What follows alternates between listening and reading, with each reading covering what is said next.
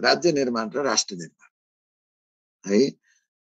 अब यो भित्र हामी के भन्दा राज्य भने के भनेर पढ्छौं, राज्य निर्माण भनेको के हो भनेर पढ्छौं, हामीले त्यो कुरालाई याद गर्छौं। अनि त्यसपछि राष्ट्र भनेको के हो भनेर पढ्छौं, राष्ट्र भनेको के हो भनेर पढ्छौं। अनि राज्य र राष्ट्र र राष्ट्र निर्माण अथवा राज्य निर्माणको बीचमा के फरक रहेछ अथवा राज्य र राष्ट्रको भनेर बुझ्छौं। अब यो मैले पहिले भन्छु समयलाई हेरेर।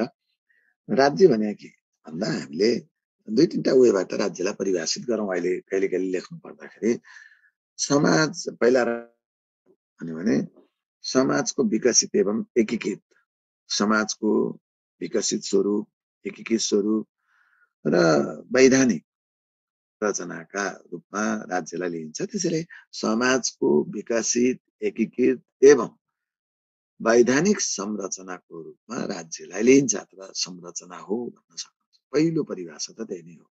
के हो भन्दा समाज मिलेर राज्य बन्ने हो हैन। अब समाज मिलेर हामीले राज्यको निर्माण हुने हो।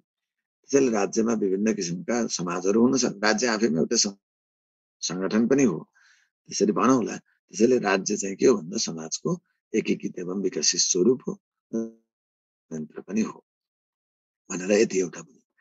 अर्को राज्य भनेको के हो त?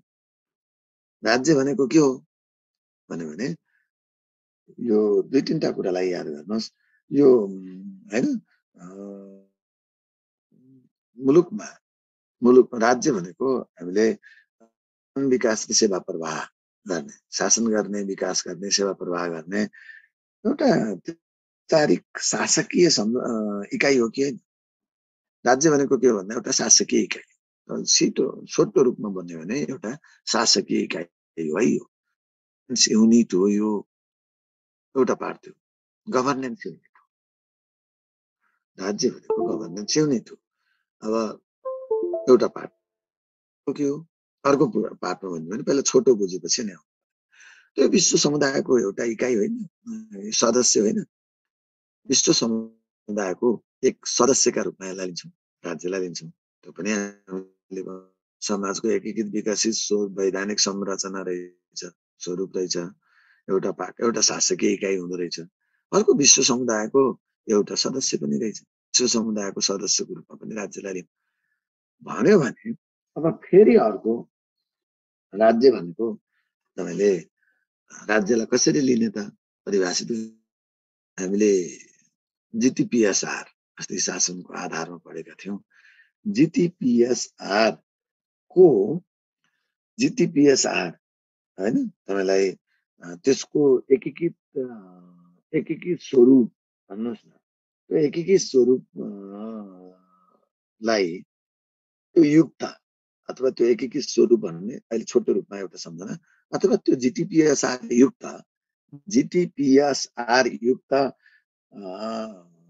नै जिटिपिएसआर युक्त संयन्त्र नै राज्य होइन र हो। जिटिपिएसआर युक्त भन्न खोजेको अर्थ शासकीय संयन्त्र भन्नु न। जिटिपिएसआर युक्त शासकीय हाम्रो राज्य हो भन्नुहोस्। के हो त जिटिपिएसआर युक्त संयन्त्र भनेको? त्यसका तत्त्व भने नै हो, ती तत्त्वहरूबाट मिलेर बनेको एउटा शास्त्र हो। के भन्छ? जी भनेको गभर्नमेन्ट, सरकार हैन। टी भनेको टेरिटोरी, निर्दिष्ट भूभाग। त्यसपछि पी भनेको जनता, जनसंख्या, पिपुल। र त्यसपछि एस भनेको सोभरेन्टी, सार्वभौम सत्ता। आर भनेको रिकग्निसन। त्यो कस्तो रिकग्निसन भन्दा इन्टरनेसनल रिकग्निसन, अन्तर्राष्ट्रिय मान्यता एवं पहिचान भनेको। त्यसैले हामीले के भन्छौँ? राज्य भनेको सरकार, निर्दिष्ट भूभाग, जनता, सार्वभौम सत्ता र अन्तर्राष्ट्रिय मान्यता एवं पहिचान युक्त शासकीय संयन्त्र एवं राज्य हो। जिटिपिएसआर युक्त, सम्झनालाई जिटिपिएसआर युक्त लेखेको, जिटिपिएसआर युक्त शासकीय संयन्त्र एवं इकाइ नै राज्य हो भनेर भन्ने। अर्को कतिपय भाइ बहिनी होला हैन, राज्यलाई एउटा कानुनी व्यक्ति मानिन्छ। राज्य एउटा निकाय हो, कानुनी व्यक्ति हो हैन। राज्य एक कानुनी व्यक्ति, संगठन, एउटा औपचारिक संगठन हो, कानुनी व्यक्ति हो हैन। यसलाई कृत्रिम व्यक्ति पनि हामीले भन्छौँ, कृत्रिम व्यक्तिको रूपमा लिन्छौँ, निकाय पनि हो। राज्य आफैमा एउटा निकाय, त्यसैले राज्यलाई निकाय, कानुनी व्यक्ति तथा संगठनको रूपमा लिइन्छ। त्यो पनि तपाईले भन्न सक्नुहुन्छ। र अर्को चाहिँ अब मूलत राज्यलाई परिभाषित गर्ने कुरा यो हो। यो त आफ्नो ठाउँमा छ। यो परिभाषा कहिलेकाहीँ चाहियो 1 पोइन्ट 1 लाइन 2 लाइन भने कुनै ठाउँमा भन्नु होला भनेर राख्यो, यति जानिरहनुहोस् भनेर। हामीलाई चाहिएको राज्य निर्माण नै हो।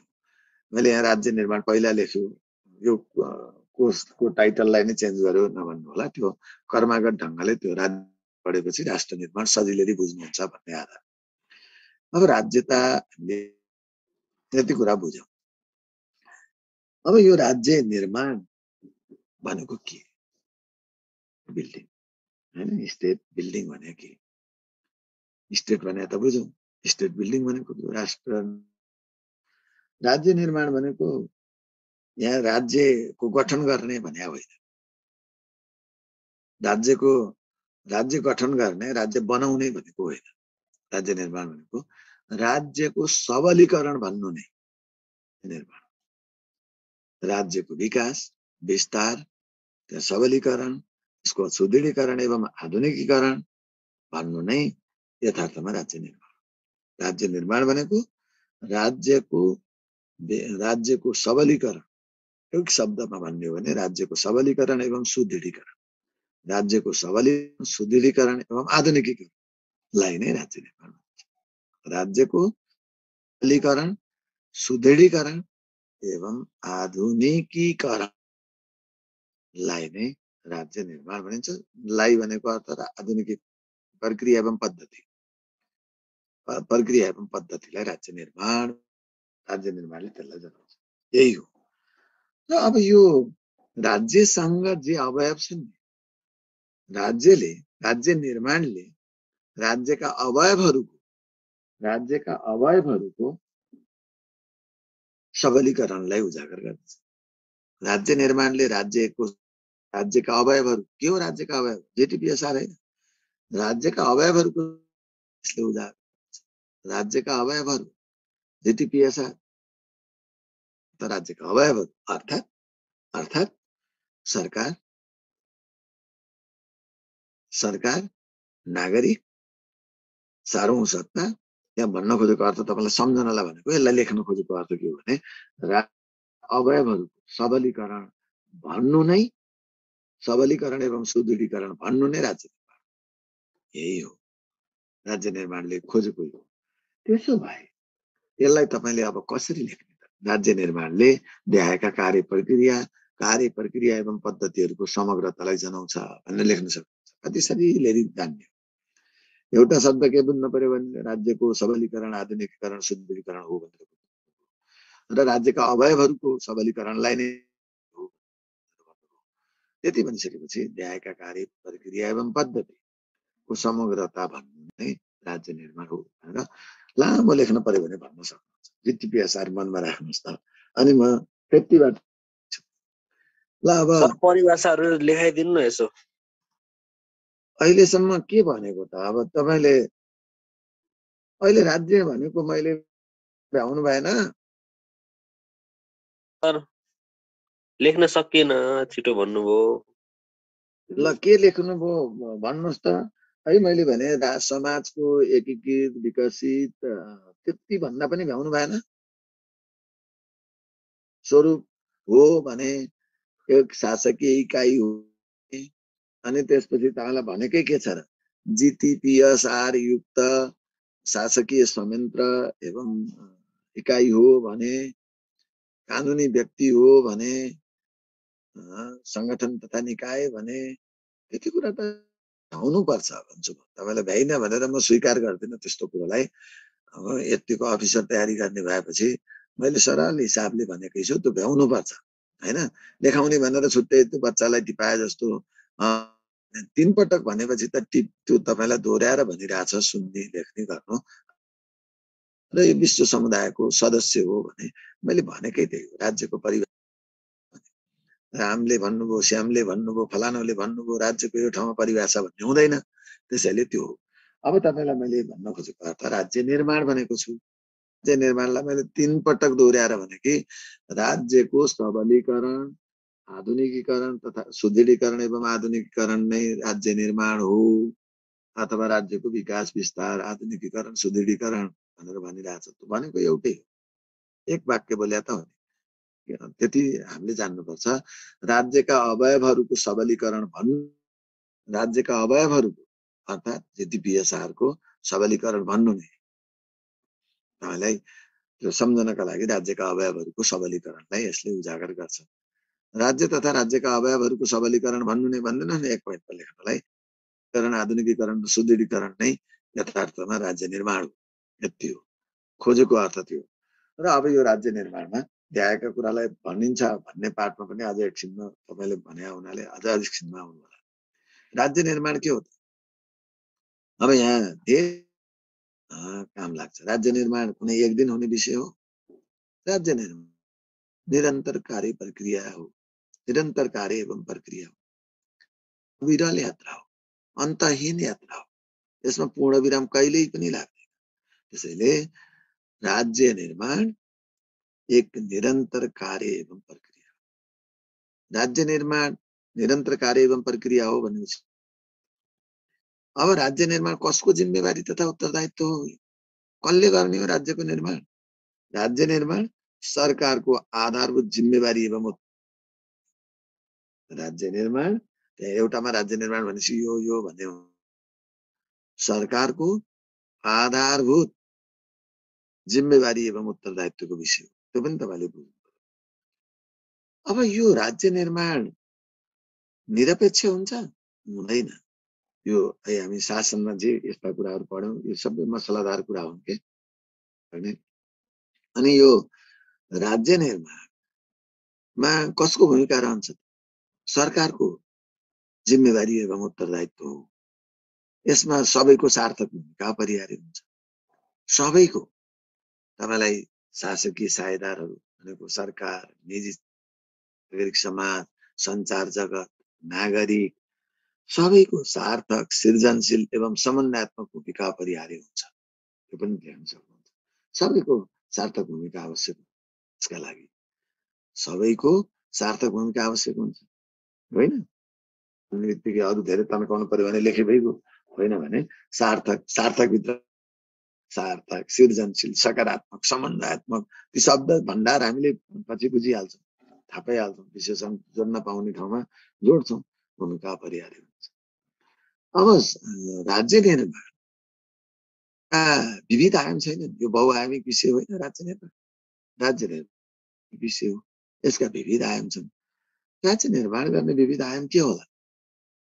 बाट हामी राज्य निर्माण गर्छौँ भने तपाईलाई राजनीतिक आयाम होला, यसको प्रशासनिक आयाम होला, सामाजिक आयाम होला, सांस्कृतिक आयाम होइन र, अनि प्राविधिक आयाम होला, भौगोलिक आयाम होला, वातावरणीय आयाम होला, हाम्रो अन्तर्राष्ट्रिय सम्बन्धको आयाम होला। राज्य निर्माण गर्ने कयौं आयामहरू हुन सक्छ। त्यसैले राज्य निर्माण पढ्ने बुझ्ने भनेको त एक बहुआयामिक विषय हो, यसका विविध आयाम छन्। र राज्य निर्माण एक हैन हामीले भनिसक्यो क्रिया प्रणाली हो भन्ने बित्तिकै यी सबै कुरा आए। अब त्यसपछि राज्य निर्माण कहिलेदेखि सुरु भयो? राज्य निर्माणको सुरुवात कहिलेदेखि? राज्यसँगै भयो। राज्य निर्माणको सुरुवात त कहिलेदेखि भयो भन्दा राज्यसँगै सुरु भयो। कृष्णप्रसादको निर्माण कहिलेदेखि सुरु भयो?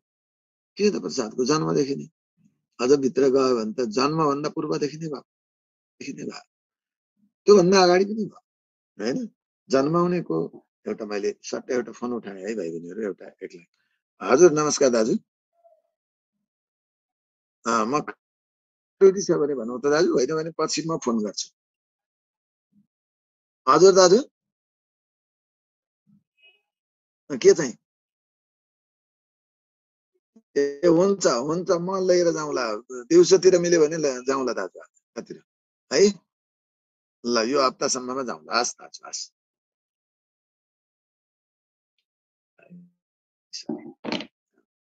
केही जरुरी पर्यो भनेर हुनसक्छ भनेर हेरिरहेको थिएँ, उठाएँ। ल अब तपाईँलाई यो राज्य निर्माणका सन्दर्भमा यी विषयवस्तुलाई ल्याउन सक्छौँ। र मैले अघि भनेको थिएँ कृष्ण प्रसादको निर्माण कहिले सुरु भयो भन्यो भने तपाईँले अथवा कुनै व्यक्ति कहिले निर्माण भयो भन्यो भने हामी जन्मदेखि नै सुरु भयो। त्यसैले राज्यको निर्माण चाहिँ राज्य निर्माणको काम त राज्य जन्मेदेखि राज्यको प्रादुर्भावदेखि नै भएको, राज्यसँगै भएको यसको निर्माणको। र यो निरन्तर राज्य रहेसम्म यो चाहिँ राज्य निर्माण चाहिँ चलिरहन्छ। त्यस्तै हो। त्यसैले त्यही कुरालाई हामीले बुझ्नु। र अब राज्य निर्माणले के कुरालाई जनाउँछ, के कुरा भयो भने राज्य निर्माण भएको मानिन्छ भन्यो भने राज्य निर्माणले देखाएका कार्य प्रक्रिया र पद्धतिको समग्रतालाई जनाउँछ भनेर भन्नुहोस्। देखाएको भनेको हामीले त्यसमा उल्लेख गर्छौँ, देखाएको कार्य प्रक्रिया र पद्धतिको समग्रताले जनाउँछ। त्यसो भन्यो भने अब मलाई अरू केही सम्झने होइन, जिटिपिएसआरबाट कण्ठ बनाइदिन्छु। जिटिपिएसआरको सबलीकरण भनेको थियौँ। अब जी को सबलीकरण भने जी भनेको गभर्मेन्ट भने के भन्नु, सरकारको सक्षमता अभिवृद्धि होइन। जी भनेको गभर्मेन्ट, सरकारको सक्षमता अभिवृद्धि गर्ने, सरकारको सक्षमता अभिवृद्धि नम्बर 1। अब त्यही सरकारको ढिगोपना, सरकार टिक्नु पनि पर्यो नि, त्यसको थाहै। अनि त्यही सरकारको वैधानिकता,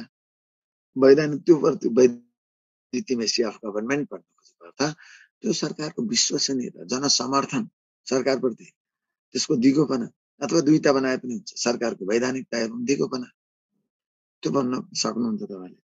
यो कुरालाई जीबाट त एउटा जी सम्झँदाखेरि गभर्मेन्टको सबलीकरण भने के हो? गभर्मेन्टको सक्षमता अभिवृद्धि हो। एउटा सरकारको वैधानिकता प्रवर्धन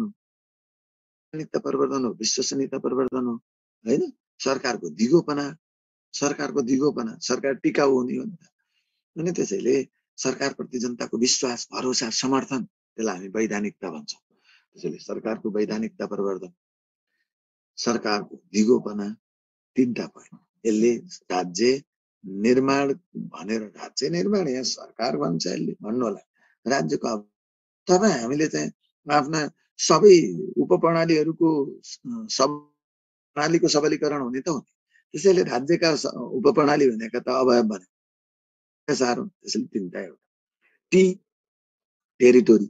यहाँ भर्खरै हामीले पढ्यौँ के हो त भन्दा भौगोलिक अखण्डताको रक्षा होइन, भूगोल हो नि टेरिटोरी भनेको। हाम्रो राष्ट्र त्यो कुरा पहिला रक्षा गर्नु पर्यो, रक्षा नगरे कसरी त्यो अस्तित्व नै नजोगियो भने पहिलो काम त के हो त भन्दा हाम्रो भौगोलिक सीमाको रक्षा, भौगोलिक अखण्डताको रक्षा, भौगोलिक अखण्डताको रक्षा।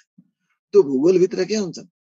हाम्रा विभिन्न प्राकृतिक स्रोत साधनहरू, त्यो प्राकृतिक स्रोत साधनहरूको उपयोग, प्राकृतिक स्रोत साधनहरूको उपयोग पनि राज्य निर्माण हुने, राष्ट्र निर्माण हुने भनेको अर्थ त राष्ट्र निर्माणमा होला। राज्य निर्माण हुने भनेको त त्यो राज्यमा भूगोल त छ, त्यो भूगोलको रक्षा गर्नु पर्यो, भौगोलिक अखण्डताको रक्षा। तीबाट सम्झनु। अर्को के हो सम्झनु हो भने त्यो भूगोलभित्र तपाईँलाई त्यहाँ त प्राकृतिक स्रोत साधनहरू छन्। त्यो स्रोत साधनहरूको जति भन्दा बढी उपयोग भयो, प्रभावकारी रूपमा उपयोग भयो, त्यो कुराले केलाई जनाउँछ? राज्य निर्माण बल्ल भएको ठान्नुहुन्छ नि तपाईँलाई, त्यो मानव हितमा उपयोग भयो। अर्को के हो? वातावरण संरक्षण गर्न भूगोलले केलाई जनायो? केही छैन। हाम्रो जैविक विविधता तथा वातावरण संरक्षण छैन, जैविक विविधताको संरक्षण, त्यो कुरा के हो? राज्य निर्माण हो। राज्य निर्माण गरेर हुन्छ, त्यसको सदुपयोग पनि गर्नु पर्यो, त्यहाँभित्र खाने उत्खनन पनि गर्नु पर्यो, त्यहाँ पनि छ। वातावरण पनि रक्षा सँगै गर्नु। पछि कुरा त कति जान्नुहुन्छ कति भनेपछि त अब टीबाट तीनटा पोइन्ट सम्झिसक्नुभयो त। भौगोलिक अखण्डताको रक्षा, हाम्रो मुलुकको सीमा सुरक्षाका कुरा पनि भन्दै त्यसलाई जोड्न मिलिहाल्छ। अर्को पार्टमा हाम्रा प्राकृतिक स्रोत साधनहरूको भूगोलसँग त प्राकृतिक स्रोत साधनहरू छ, अथवा स्रोत साधनहरूको प्रभावकारी व्यवस्थापन एवं उपयोग, अनि वातावरण संरक्षण एवं जैविक विविधताको संरक्षण। त्यो कुरा वातावरण संरक्षणभित्र जैविक विविधता नभने पनि को संरक्षण एवं संवर्धन त्यो हो। अब त्यसो भए जीटीपी, पी भनेको जनता, जनता भन्ने बित्तिकै तपाईलाई नागरिकको के हो त?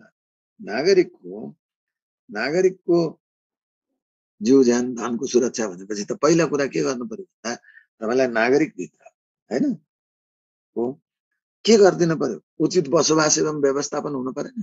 जनताको उचित बसोबास एवं व्यवस्थापन, नागरिक अधिकारको रक्षा गर्दिन पर्यो। तपाईलाई जनसंख्याको उचित व्यवस्थापन मात्रै भएर भएन, जनताको जीव धन स्वतन्त्रताको संरक्षण गर्ने अनि बल्ल राज्य निर्माण। जनताको जीव धन स्वतन्त्रताको संरक्षण, जनता सम्झनुहोस् त को लागि तपाईलाई उचित बसोबास एवं व्यवस्थापन हुन पर्यो।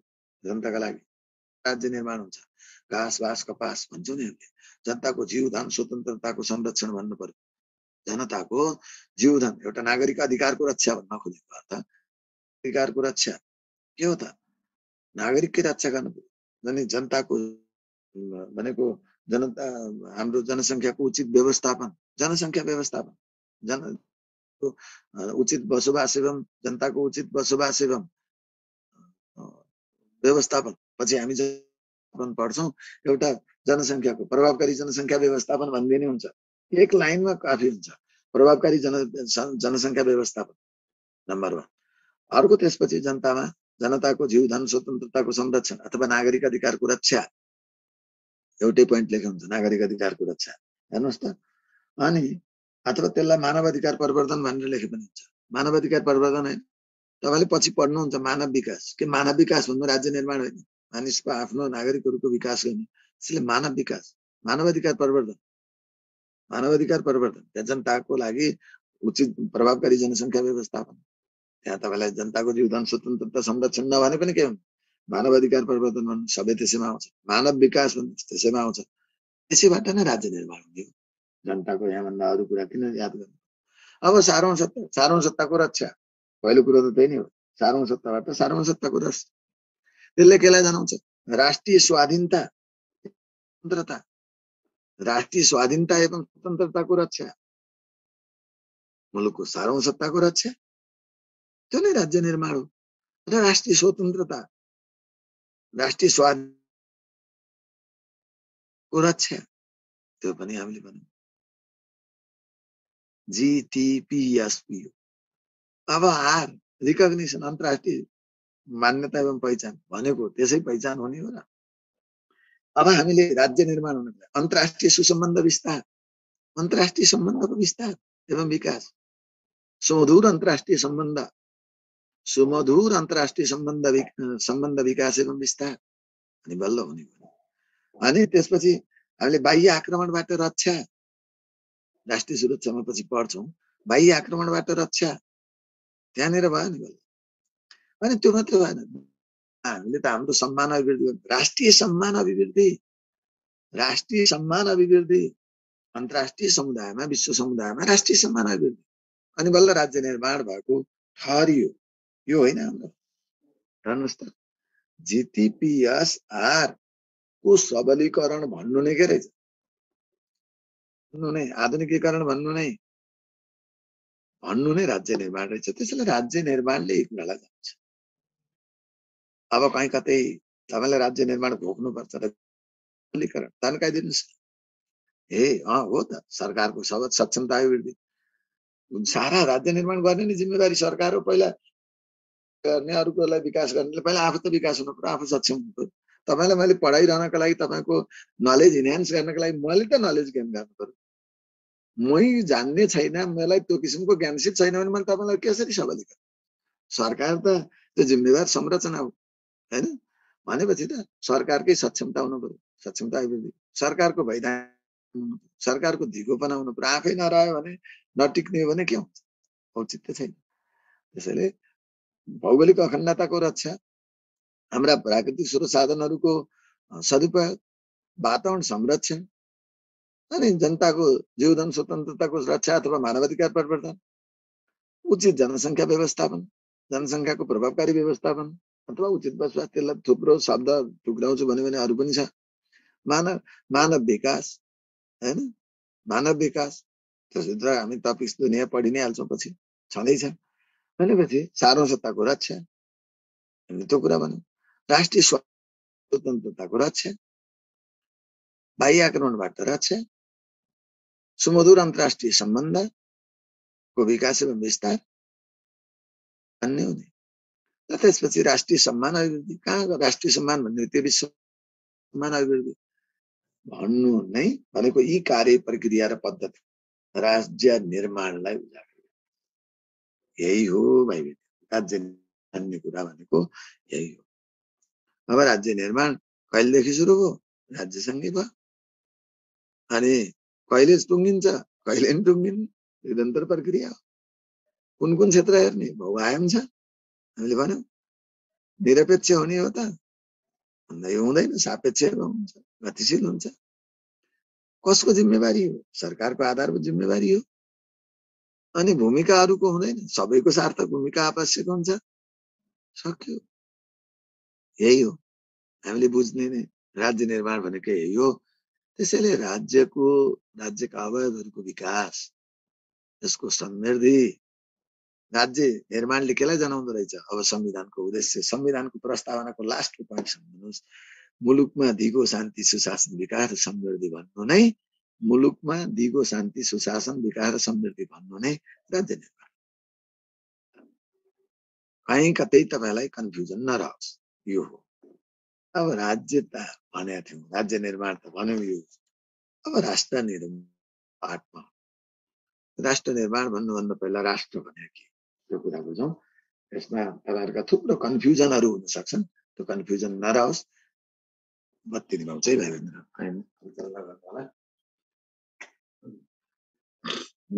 अनि अब राष्ट्र भनेको के त? तपाईँले संविधानमा सबै पढ्नु भएको छ, सबै कुरा छ। राष्ट्र भनेको राज्यका नागरिकहरू बीचको एकतालाई राष्ट्र भन्छ। राज्य नागरिकहरू बीचको आपसी सुसम्बन्ध, अनुभाव, सद्भाव, सहकार्यको अवस्था, व्यवस्था, त्यो अव्यवस्था अवस्था र अनुभूति नै यथार्थमा राष्ट्र हो भनेर तपाईँले संविधानमा पढेको छ नि। विभिन्न भाषा, जात जाति के भए पनि अनि त्यसपछि तपाईँलाई समष्टिमा नेपाली जनता राष्ट्र हो भनेर भनेको छ नि।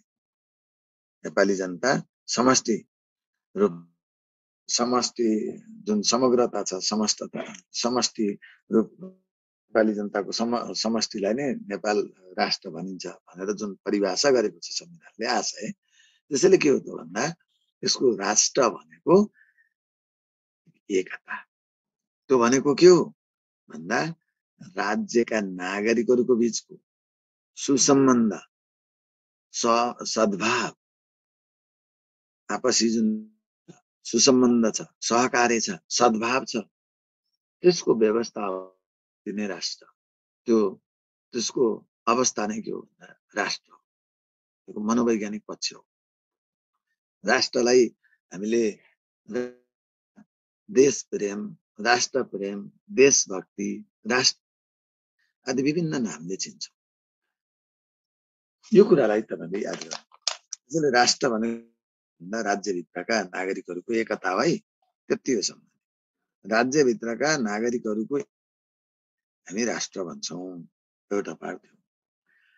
अब यो राज्य के हो त? राष्ट्र भन्ने बित्तिकै के रहेछ त भन्दा यसलाई केले बुझ्यौँ त? यो त भन्दा देश प्रेम, राष्ट्रभक्ति, राष्ट्रियता आदि विभिन्न नामले राष्ट्रलाई चिनिन्छ। राष्ट्रलाई देश प्रेम पनि भनौँ, देशभक्ति पनि भनौँ, राष्ट्र प्रेम पनि भनौँ, राष्ट्रियता पनि भनौँ, यी विभिन्न नामले चिनिन्छ अथवा विभिन्न संज्ञा, त्यो कुरा भन्यो। अब यहाँ राष्ट्र भनेको राष्ट्रको मूलभूत आधार के हो? राज्य हो। राष्ट्रको मूलभूत आधार राज्य हो। राज्य बिना राष्ट्र हुँदैन, हुँदैन हैन, कहीँ कतै हुँदैन। राज्य बिनाको राष्ट्र हुँदैन। पहिले राज्य अनि राष्ट्र। त्यसैले राज्य बिना कुनै राष्ट्र हुँदै हुँदैन। पहिला राष्ट्रको आधार नै, मूल आधार नै राज्य हो। राज्यविहीन राष्ट्र हुँदैन। यही हो, अलिकति केही कुरा बुझ्ने। र राज्य र राष्ट्रका बीचमा केही कुरा यहाँ जोडेर ल्याउनु पर्ने हुन्छ। तपाईँलाई के हुन्छ भने अब यहाँ भ्रम, कहीँ कतै किताबमा मैले यो पढेँ यसो पढेँ भन्ने, कहीँ एन्थ्रोपोलोजी सोसियोलोजीमा पढेको भाइ बहिनीहरू पनि हुनुहोला। आफ्ना विभिन्न किसिमका किताबहरूले विभिन्न उल्लेख गरेका हुन सक्लान्। त्यो पाठमा भाइ बहिनीहरूले के याद गरौँ भने के हो त अब यो राज्य र राष्ट्रका बीचमा। पछि हामी के होला, राज्य भनेको एउटा मूर्त हो भने राष्ट्र भनेको के अमूर्तता। त्यो अमूर्तता, त्यसमा मनोवैज्ञानिक पक्ष हो। राष्ट्र भनेको मनोवैज्ञानिक पक्ष पनि हो, एउटा भावना पनि हो। अघि नै भन्यौँ नि हामीले देश प्रेमको भाव। र राज्य बिनाको राष्ट्र हुँदैन भन्यौँ। एक राज्यमा दुई राष्ट्र हुन्छ कि हुँदैन? दुई राज्यबाट एक राष्ट्र हुन्छ, त्यो पनि भनौँ, त्यो पनि जान्नु पर्यो। एक राज्य एक राष्ट्र हुन्छ, राज्य बिना राष्ट्र हुँदैन। र एक राज्य एक राष्ट्र हुन्छ, र एक राज्यबाट दुई राष्ट्र पनि हुँदैन, र दुई राज्यबाट एक राष्ट्र पनि हुँदैन। त्यसैले एक राज्य 1:1, एक राष्ट्र रहन्छ। यही कुरा हो हामीले बुझ्ने। परिकल्पना, राष्ट्रको परिकल्पना गर्दैनौँ हैन, त्यो कुरा बुझ्ने हो। र त्यसैले केलाई जनाउने रहेछ त भने तपाईलाई राज्यका नागरिकहरू बीचको सुसम्बन्ध, त्यो समन्वय, सहकारी हैन, सहभागिता, सामञ्जस्यतालाई जनाउने हो। त्यसैलाई हामीले राष्ट्र भन्नु। त्यो सामञ्जस्यता, यी सबै कुराको व्यवस्था, अवस्था र अनुभूति राष्ट्र हो भनेर भन्नु। राज्यका नागरिकहरूको बीचको एकता भनेको थियौँ। अहिले छोटो रूपमा राज्यका नागरिकहरूको बीचको आपसी सद्भाव, समन्वय, सुसम्बन्ध, सहकारी, त्यही होइन, सहअस्तित्वको व्यवस्था, अवस्था र अनुभूति नै, व्यवस्था, अवस्था र अनुभूति नै यथार्थ हो। यति जान्नु। अब त्यसो भए राष्ट्र निर्माणमा आउनु पर्यो। यो त राज्य र राष्ट्र त तपाईँलाई परिभाषित गरेपछि अलि सजिलो हुन्छ भनेर। अब राष्ट्र निर्माणलाई हामीले कसरी बुझ्ने त भन्यो भने राष्ट्र निर्माण, हाम्रो यहाँ समय सकिन लाग्यो, त्यसैले अलि मैले यहाँ केही कुरा भन्छु। राष्ट्र निर्माण भनेको फेरि हामीले के बुझ्ने भन्दा, अघि त भनेको थियौँ एकता भनेको राष्ट्र हो भनेर। त्यही हो, राज्यका नागरिकहरू बीच एकता कायम गर्ने कार्य, प्रक्रिया र पद्धतिलाई नै राष्ट्र निर्माण। राष्ट्र निर्माण भनेको के हो त भन्दा राज्यका नागरिकहरूको बीचको एकता निर्माण गर्ने कार्य, एकता कायम गर्ने कार्यलाई, प्रक्रिया र पद्धतिलाई राष्ट्र निर्माण। यही हो, एकदम सजिलै सम्झने। अर्को, अब त्यसो हो भने राज्य निर्माण हामीले भन्यौँ, अरू सबै कुरा एउटै हो। के अरे, राष्ट्र निर्माण र राज्य निर्माणका हुबहु एउटै हो। यसले के कुरा मात्रैलाई समेट्ने त भन्दा नागरिकहरूको बीचको एकता, नागरिकहरू बीचको आपसी सम्बन्ध, सहअस्तित्व, समन्वय, सहकार्य, सद्भाव कायम गर्ने कार्य प्रकृतिलाई नै राष्ट्र निर्माण भनिन्छ। राष्ट्र भनेको थियौँ, अब यहाँ निर्माण जोड्यो। राष्ट्र अवस्था अनुभूति हो, त्यही कार्यलाई नै निर्माण भनेको त कार्य हो। त्यो जुन अवस्था र अनुभूति सृजना गर्ने कार्य, प्रक्रिया र पद्धतिलाई राष्ट्र निर्माण। अरू कुरा त राज्य निर्माणका शब्द थपिदिनुहोस्, राज्य निर्माण, राष्ट्र निर्माण जे हो, राज्य निर्माण जे हो, त्यो पनि राष्ट्र निर्माण पनि सरकारको आधारभूत कार्य, जिम्मेवारी हो। यो निरन्तर प्रक्रिया हो, बहुआयामिक विषय हो, निरपेक्ष हुँदैन, यो साथशील हुन्छ। र राज्य तथा सरकारको जिम्मेवारी हो, सबैको यसमा सार्थक भूमिका अपरिहार्य हुन्छ। एउटा यो सीमा हुन्छ, तपाईँले कहीँ पढ्नुहुन्छ, राष्ट्रको भौगोलिक सीमा हुँदैन भनेर भनिदिन्छ। भौगोलिक सीमा हुँदैन भन्न खोजेको अर्थ राज्य बिना राष्ट्र हुँदैन भनेको छौँ। राष्ट्र निर्माण गर्नका लागि तपाईँलाई कुनै भूगोलको सीमाले छेक्दैन भन्न खोजेको।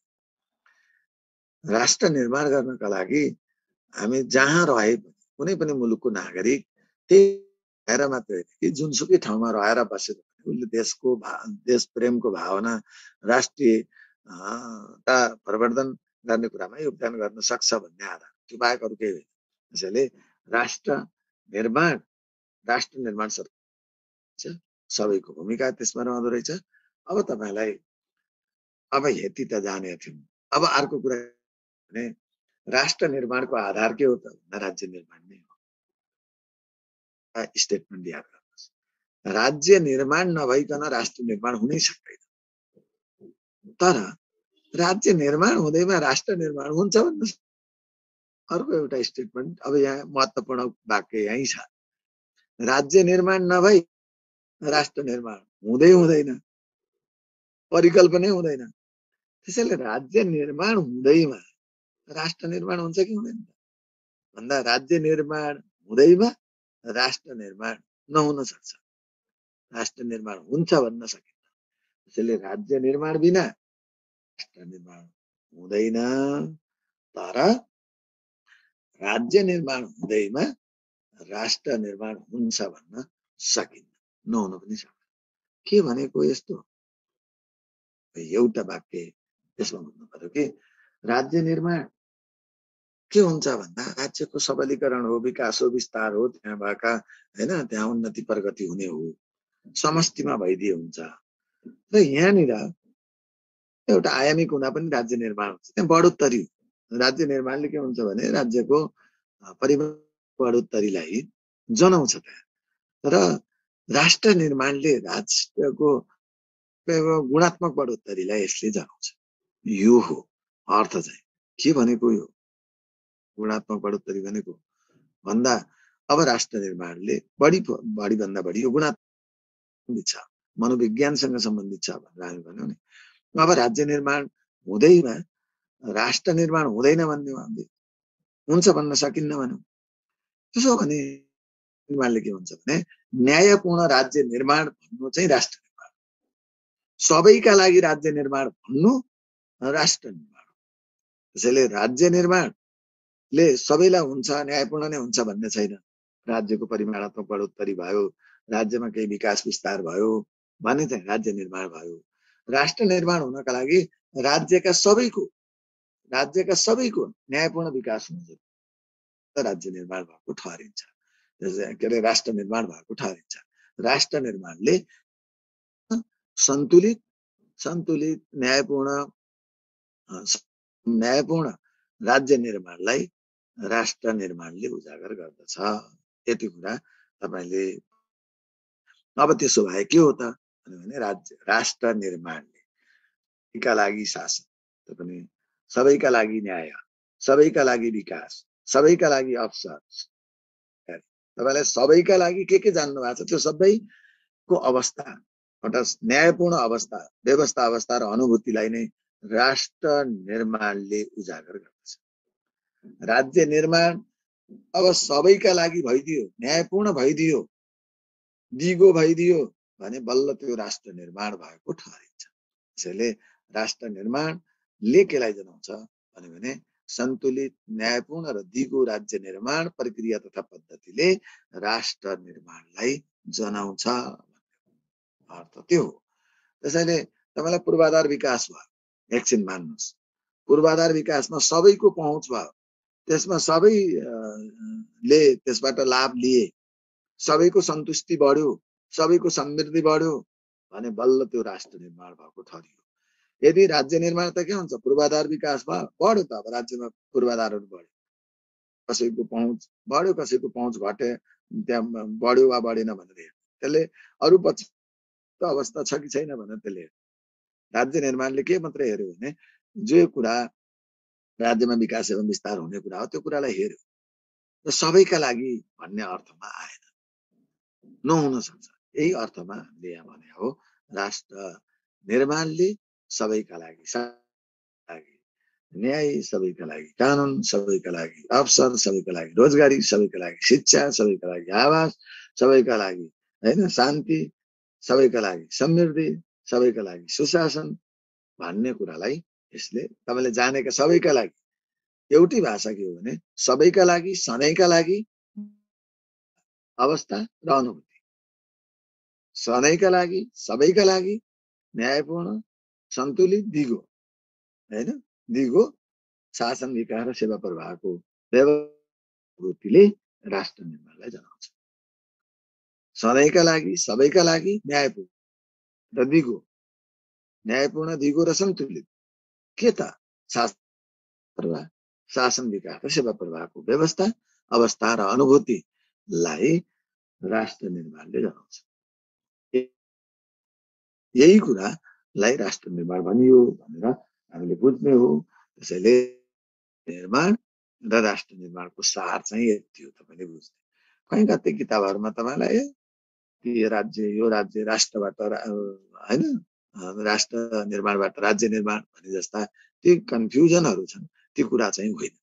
त्यसैले पहिला राज्य अनि राष्ट्र, राज्य जिटिपिएसआर अनि त्यसैको राज्य निर्माण अनि त्यसपछि राज्यका जनता बीचको, अब अरूतिर हेरेन जन राष्ट्र, नागरिक एकता नै राष्ट्र, तिनीहरू बीचको सहअस्तित्व सुसम्बन्ध, नागरिक बीचको सुसम्बन्ध सहकार्य सुसम्बन्ध सहअस्तित्व नै राष्ट्र हो, त्यो भावना हो। र त्यही राज्य, अब राज्य निर्माण बिना राष्ट्र निर्माण हुँदैन, राज्य निर्माण हुँदैन राष्ट्र निर्माण भन्न सकिन्न। र राज्यका जनता नागरिक बीचको एकता जुन अनेकतामा कार्य, नागरिक एकता सिर्जना गर्ने कार्य प्रक्रिया र पद्धति नै राष्ट्र निर्माण हो। तर न्यायपूर्ण राज्य निर्माण, न्यायपूर्ण सन्तुलित र दिगो राज्य निर्माण भन्नु नै राष्ट्र निर्माण हो तपाईँले भन्नुहुन्छ। र अरू कुरा त सबै सरकारको जिम्मेवारी, नागरिकको अधिकार अनि त्यसपछि सबैको भूमिका, सार्थक भूमिका, बहुआयामी विषय, यी प्रसङ्ग त तपाईँले ल्याइहाल्नुहुन्छ। निरन्तर प्रक्रिया यो कुरा भन्नुहुन्छ। यति कुरा भनिसकेपछि केही कुरा अरू थप कुराहरू हामी भोलि गरौँला। र आजको प्रश्न तपाईँलाई, हिजोको प्रश्न र आजको प्रश्न भोलि नै त्यसलाई छलफल गरौँला। एउटा आजको विषयमा अब हामी अरू छलफल गर्दैनौँ, भोलि बाँकी रहेको तपाईँको यस विषयमा छलफल र केही कुराहरू थप कुरा मैले राज्य निर्माण, राज्य राष्ट्रको बिचको फरक, राज्य निर्माण राष्ट्र निर्माणको बिचको फरक, तपाईँलाई ती धारणाहरू केही कुराहरू फेरि म थप कुरा गरेर अनि भोलि हामी यसलाई टुङ्ग्याउँछौँ होइन। एउटा हाल्नु तपाईँले, अनि त्यसपछि म आजलाई बिदा। प्रश्न नोट गर्नु त, राज्य निर्माण र राष्ट्र निर्माणको अवधारणा उल्लेख गर्दै, राष्ट्र निर्माणको अवधारणा उल्लेख गर्दै, राज्य निर्माण र राष्ट्र निर्माणको अवधारणा उल्लेख गर्दै, राज्य निर्माण र राष्ट्र निर्माण बीचको भिन्नता, राज्य निर्माण र राष्ट्र निर्माण बीचको भिन्नता दर्शाउनुहोस्